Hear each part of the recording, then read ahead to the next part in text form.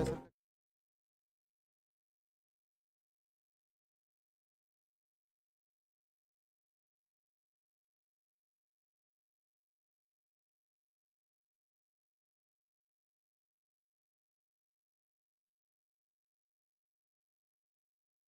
आम्हाला वेगवेगळ्या विषयांसाठी आम्हाला त्या ठिकाणी बैठकीत आम्हाला सगळीकडे निमंत्रण दिलं जातं।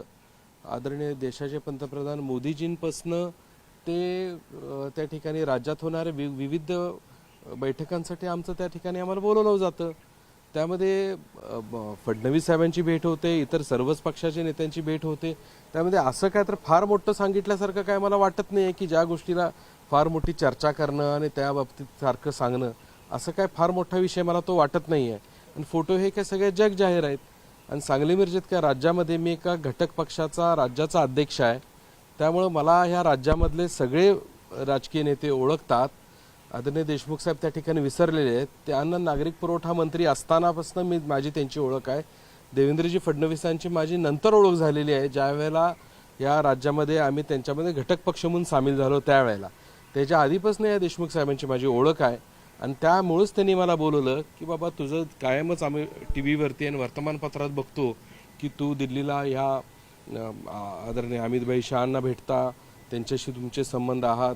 त्यानंतर पंतप्रधानांच्या बैठकीमध्ये तुम्ही असतात, त्याबरोबर ह्या राज्याच्या या सगळ्या बैठकीमध्ये तुम्ही असतात। देवेंद्रजींबरोबर आपण दिसतात, भाजप आणि इतर पक्षाच्या सर्व नेत्यांबरोबर आपण दिसतात।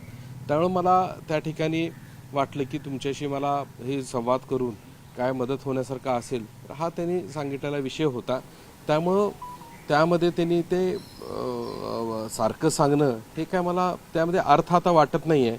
आणि मला आता एवढंच सांगायचं आहे की हे सारखे एकच फोटो दाखवणं आणि त्यावरती चर्चा करणं आणि संबंध आहेत सांगणं म्हणजे ह्याचा अर्थ असा आहे की त्यांचा उद्देश ह्या त्यांच्या बाबतीत काय झालं यापेक्षा 3 वर्षांना हा विषय मांडून की कशा पद्धतीनं त्यांच्या बाबतीत हे चुकीचं झालं हे सांगायच्या दृष्टिकोनातून त्यांनी हे 3 वर्षांना मांडलेला जो विषय आहे ह्यामध्ये आम्हाला हे उद्देश दिसतोय की ह्यामध्ये फक्त आणि फक्त देवेंद्रजी फडणवीस ह्यांना कसं इलेक्शनच्या आधी डॅमेज करता येईल याचा प्रयत्न मला निश्चितरित्या यातनं दिसतोय। दुसरा मला काय आता त्यातनं अर्थ वाटत नाही आहे।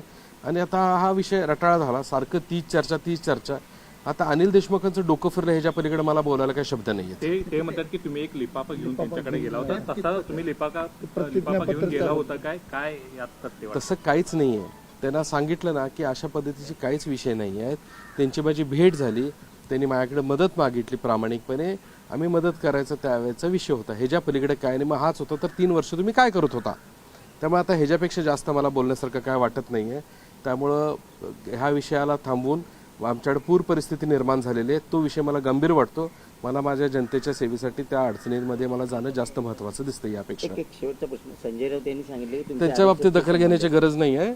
देवेंद्रजींचे विषय आला की ते बोलतात, अनिल देशमुखांच्या पुढचा टप्पा तो आहे, त्यामुळे त्याच्या बाबतीत मला काय बोलायचं नाही। शिंदे साहेब अडकवले, अजित पवार अडकले गेले, मात्र मी समित कदम यांचे देवेंद्र फडणवीस यांच्यासोबतचे फोटो प्रदर्शित करून माजी गृहमंत्री अनिल देशमुख यांनी काही आरोप केले आणि त्याला लगेचच समित कदम यांनी समोर येऊन उत्तर दिलं।